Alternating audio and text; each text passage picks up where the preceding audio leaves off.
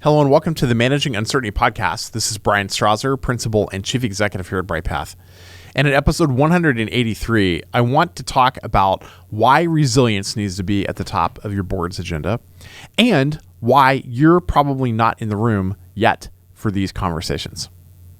Your board, from a resilience standpoint, has to be thinking about protecting against the downside of potential disruptions, potential shocks coming to your organization, and then helping management understand how to capture the upside of that shock. Because as we saw very clearly during the pandemic, at the height of COVID, companies that had a strong crisis management process were able to make decisions quickly and get ahead of the curve, get ahead of other organizations, to resources, to talent, to the decisions that needed to be made to move your organization forward in that pandemic, to deal with the challenges of that pandemic. And here's why resilience is on the board agenda right now. And it's not just because of what we've been through the last 3 years with the pandemic, but it's because we are truly facing an amazing set of disruptions right now. An amazing set of disruptions. We're faced with the highest inflation we've seen since the 1970s. And not just in utilities and in food, but core inflation itself is high, and government and national banks like the Federal Reserve and other economic entities aren't sure what to do. We see slowdowns in the economy that have been up and down, and we're not sure where that's going. There's been volatility in the capital markets. Access to credit and capital is tightening, and these are big challenges for growth-oriented companies like what most of us are likely in. And then we have the supply chain challenge, with the supply chain challenges, where we can't get things at the pace that we used to be able to obtain them. And we're seeing increases in negative sentiment from consumers and small, medium, and large businesses. We're seeing job growth, but partnered with a tight labor market and decreased productivity. So these are some macroeconomic elements that you may not realize are impacting what your board is thinking about from a resiliency standpoint, but uncertainty itself is the number one topic that board members are talking about. Now, there are some great things that are happening. It's not all doom and gloom. There's a lot of cash sitting in organizations, which gives them stability and safety and the ability to ride out short-term shocks to the market. We see strong balance sheets. We're seeing a lot of innovation, particularly in technology and in reinventing services. We're seeing companies coming out of the pandemic thinking about and having taken advantage of digital, about improving productivity in their organization, about driving innovation and growth. So we see these mixed signals on the economy. But we believe that these moments of high uncertainty are when institutions have to make big change. They have to be able to differentiate themselves.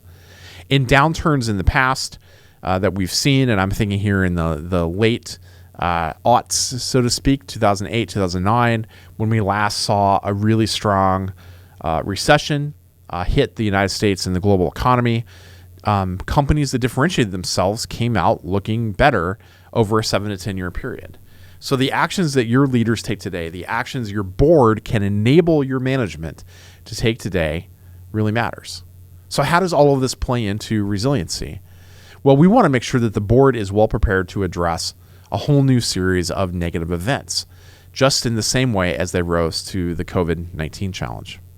McKinsey, every year, the consulting firm, does a global board director survey, and here's what they're telling McKinsey in the survey, that they feel well prepared to deal with challenges to the core business, that they feel they're well structured to address issues close to home in that business, like employee safety. They've learned this during the pandemic.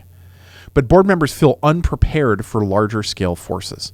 And this is where we come in as resilience professionals.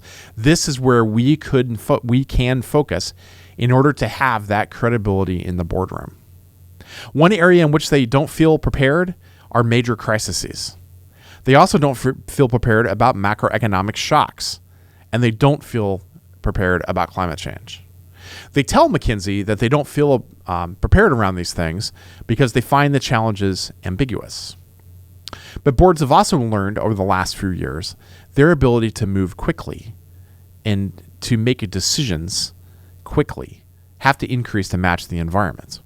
So we're seeing boards meet more frequently. We're seeing boards do more ad hoc and virtual meetings on a more regular basis, ad hoc phone meetings and virtual meetings, in between regularly scheduled monthly or quarterly board meetings. In a lot of Fortune 500 companies, the board would only meet every quarter. We're now seeing every other month or every month, with some interim calls in between being the common effort rather than being an outlier. We're seeing more frequent board meetings as we're going along. So there are ways that we can help as resiliency professionals to help our boards understand the challenge.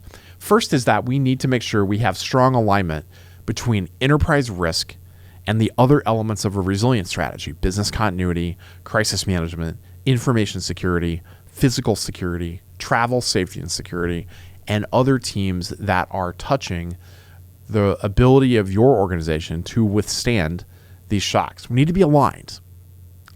We also need to be thinking about how can we use exercises or war games or simulations around potential crises to get the board and your senior executives used to making these decisions. For example, a few weeks ago, we ran here at Bryghtpath a complex ransomware incident over 2 days, about 6 hours over 2 days, with one of our clients, a privately held Fortune 500 sized organization that had never practiced this at scale before. And although the team did well, there were challenges. And a lot of the challenges had to do with how things were escalated, how things were communicated, what the relationship and communication to their board and to their private equity owners needed to look like. These are normal challenges the first time that you do this, but you practice to learn it in a safe environment. You practice to build the muscle memory. So this kind of wargaming on potential crisis situations is just one way to practice, to be able to get the board used to having to exercise that muscle. It brings these situations to life, and it gives you some muscle memory. The other great challenge here, and the one I will leave you with, is that the future of resiliency is not going to look like the past of resiliency. There's a lot of us out there that have been in this space for a long time. I've been doing this for more than 25 years.